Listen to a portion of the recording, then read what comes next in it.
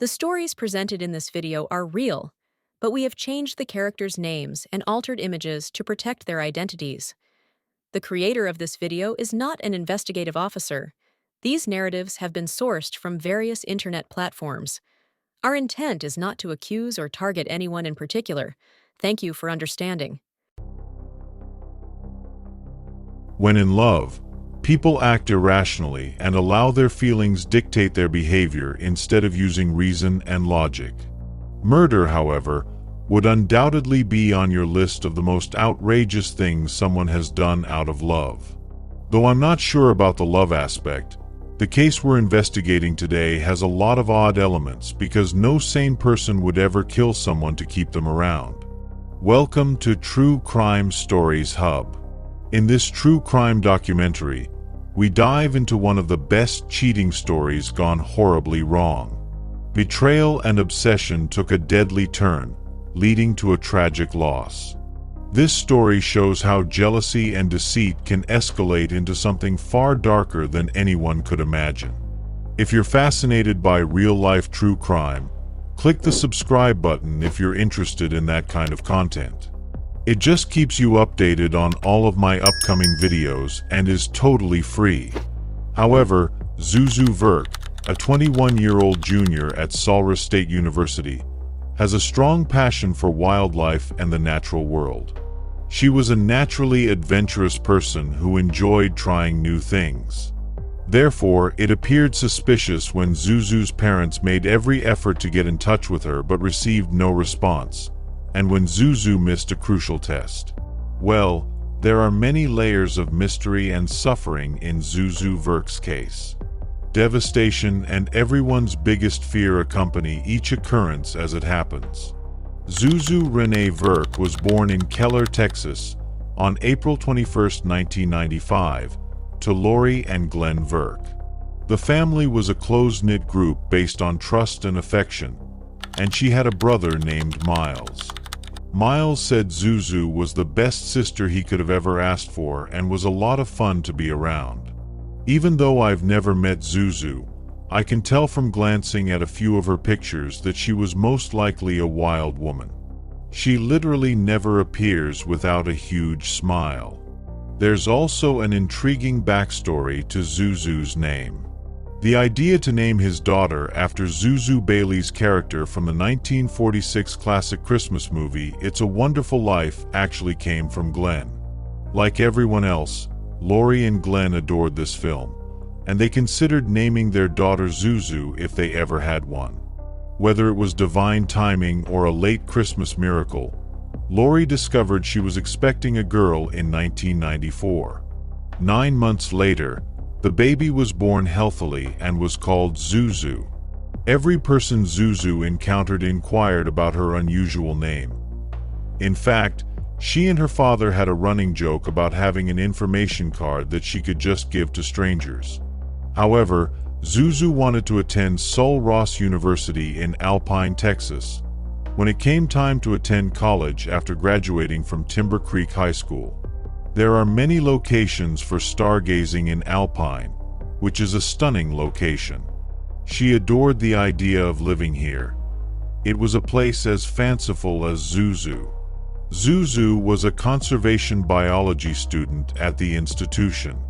With excellent marks and a spot on the dean's list, she was a junior at the time and had recently applied to transfer to Texas A&M University for her final year. Zuzu, however, didn't pick conservation biology at random. She had a strong desire to preserve nature's beauty, wildlife, and other special things. Zuzu was the epitome of ambition. She would dedicate her life to achieving her goals if she had any.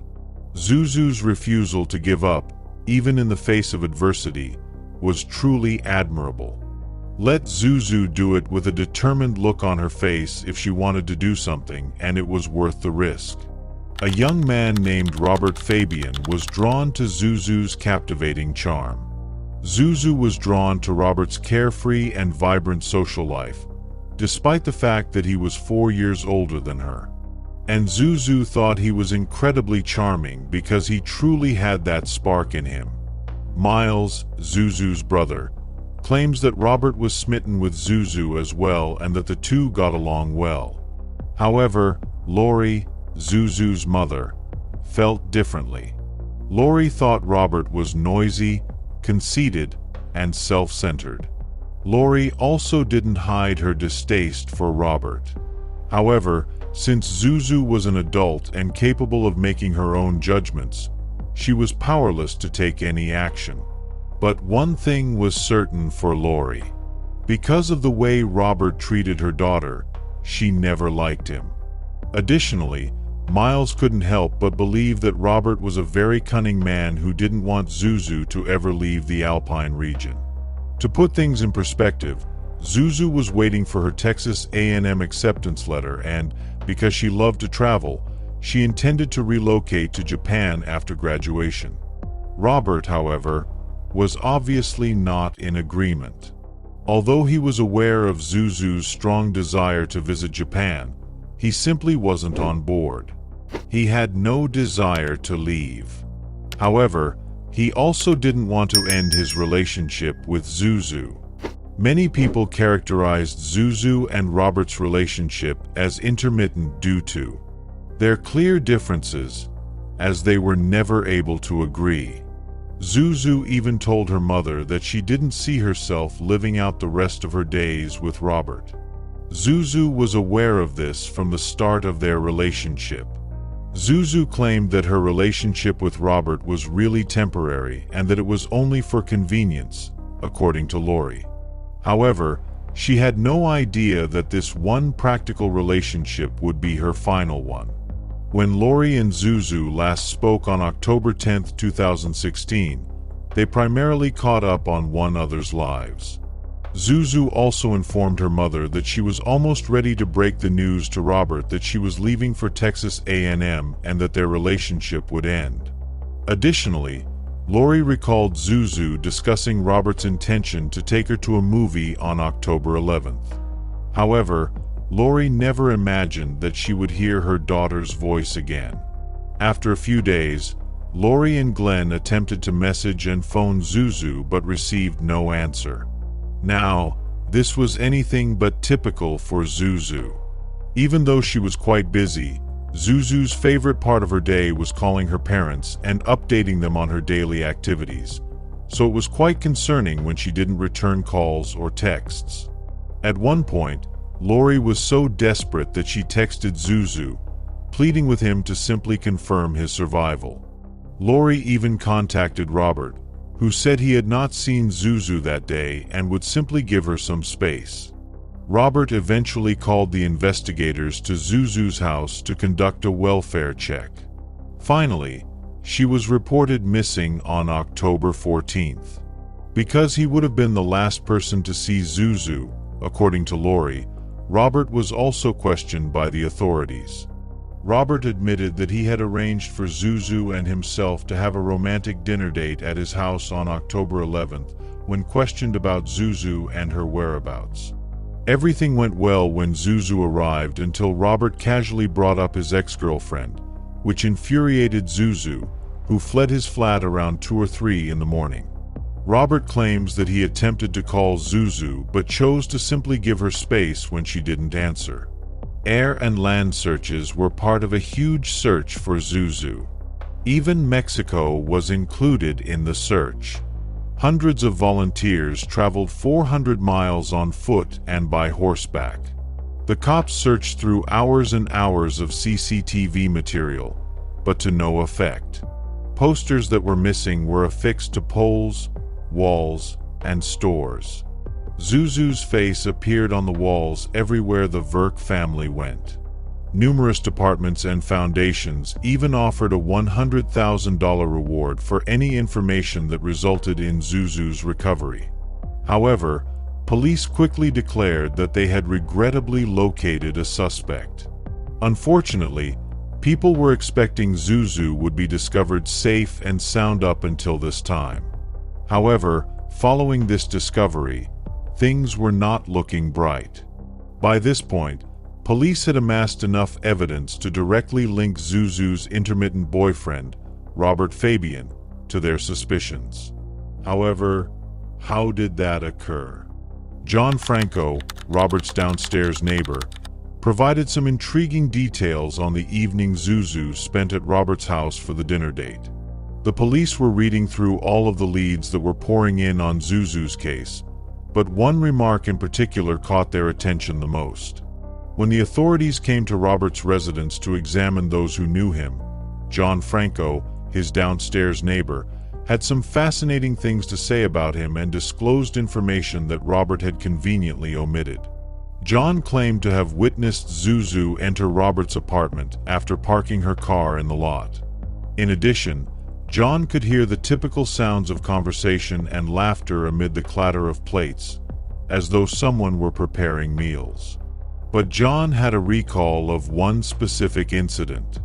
After supper, he recalled hearing someone say, "Shut up," but that was all he remembered.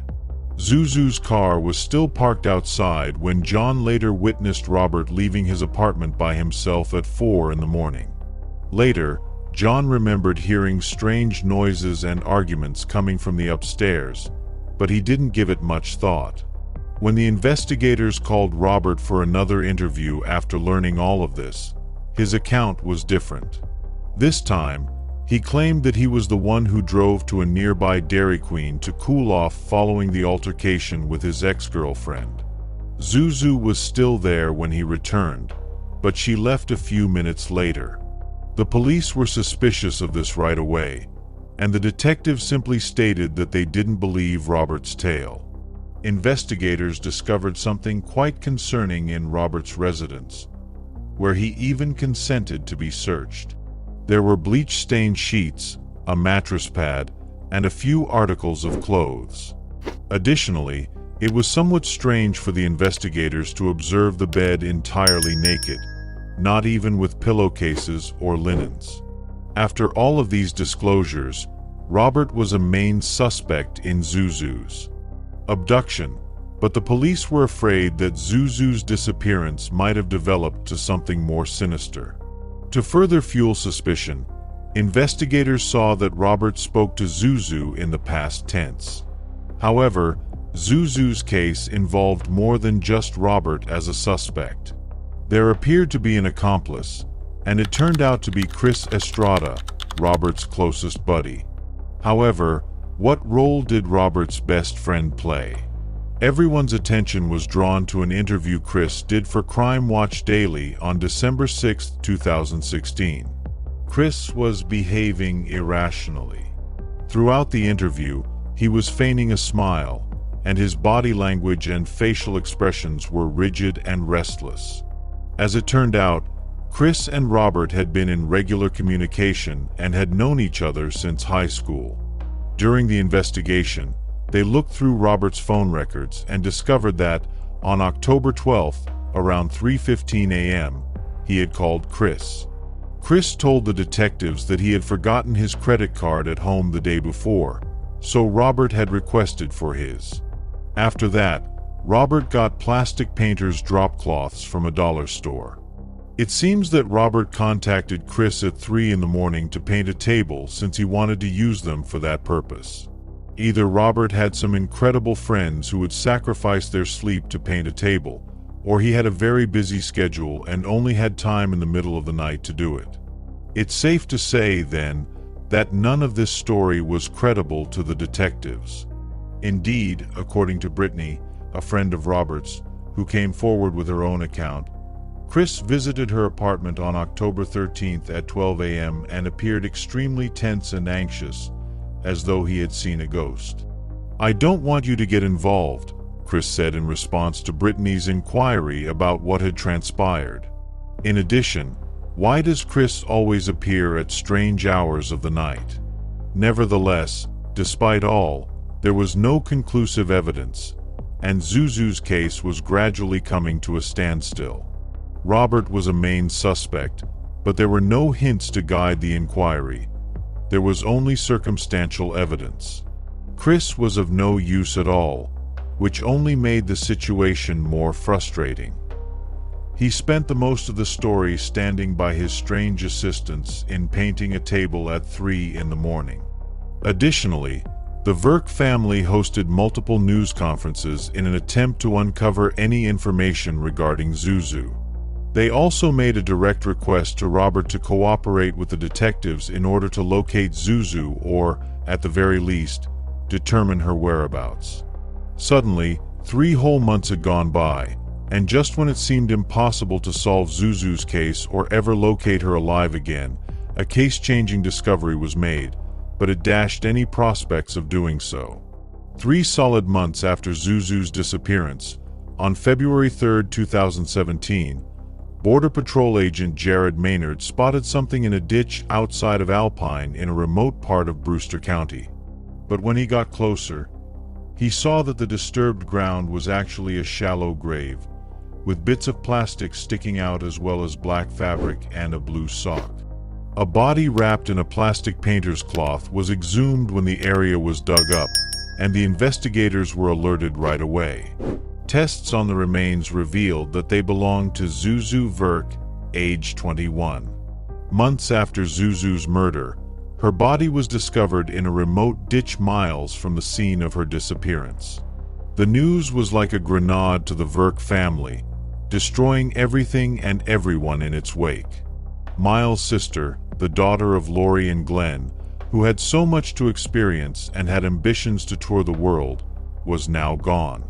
Zuzu's loved ones were devastated, but they also wanted justice for her, and fortunately, the police believed they had their man already. You see, the cloth Robert bought at the Dollar General store actually matched the plastic painter's cloth.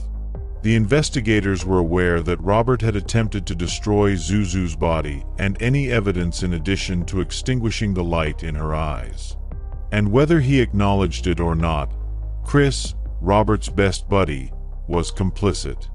Fortunately, Robert Fabian was arrested on suspicion of tampering with evidence and hiding a body within 24 hours of Zuzu's body being recovered and everything being lined up. Although Robert's accusations were quickly changed to murder, Chris Estrada was also taken into custody in Phoenix, Arizona, 2 days later on the same grounds. In April 2018, Chris entered a no-contest plea and was required to testify against Robert, his best buddy, who had entered a not-guilty plea. Robert was being falsely accused of murder, Robert's lawyer emphasized. He couldn't have killed Zuzu because neither his DNA nor his fingerprints were discovered at the crime scene. Robert claims that his and Zuzu's disagreement was purely verbal and never escalated into violence. One of Robert's co-workers also testified that, although he was a typical guy, she saw a big change in his conduct after Zuzu vanished. It's very strange that he seemed to be monitoring Zuzu's investigation and eager to find out what the police had found along the way.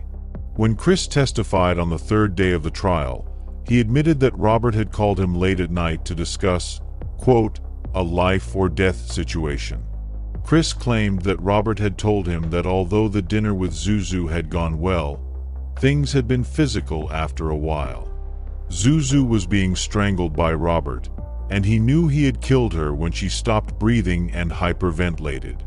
Robert even attempted to administer cardiopulmonary resuscitation to a deceased Zuzu during the bedroom attack. Chris claimed that Robert was going into survival mode and that he, quote, didn't want to be discovered, but that was a bit late at the moment.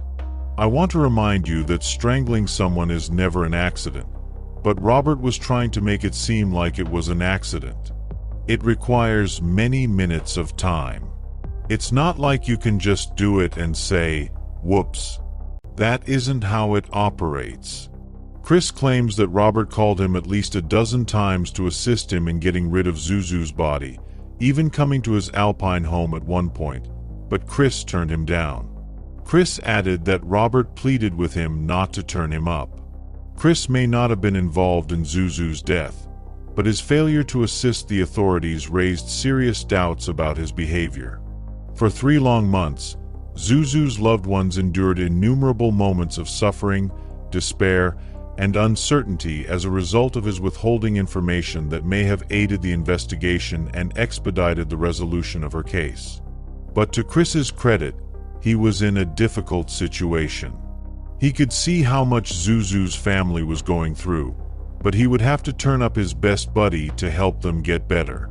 Even if he was in a horrible situation, he still should have acted appropriately.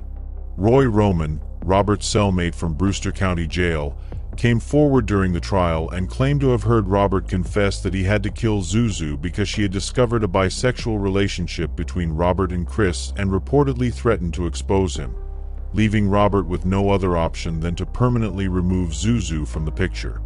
Roy claims that Robert felt a great deal of regret and even sobbed in his cell, saying, "I didn't mean to do this." In any case, the jury returned a verdict on May 8, 2019, following 5 hours of deliberation. All charges against Robert Fabian were judged to be true. He was found guilty of tampering with evidence and given a life sentence with an extra 29 years. In contrast, Chris Estrada received a sentence of 42 months in jail, $317 in court fees for the evidence tampering charge, an extra year, and an additional $317 for the evasion charges.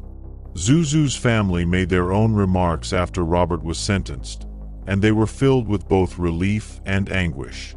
They felt both sadness that they would never see Zuzu again and relief that Robert, the man responsible for Zuzu's murder, was at last being held accountable for his irrational behavior. However, the question of why continues to plague everyone's thoughts. Robert killed Zuzu for what reason?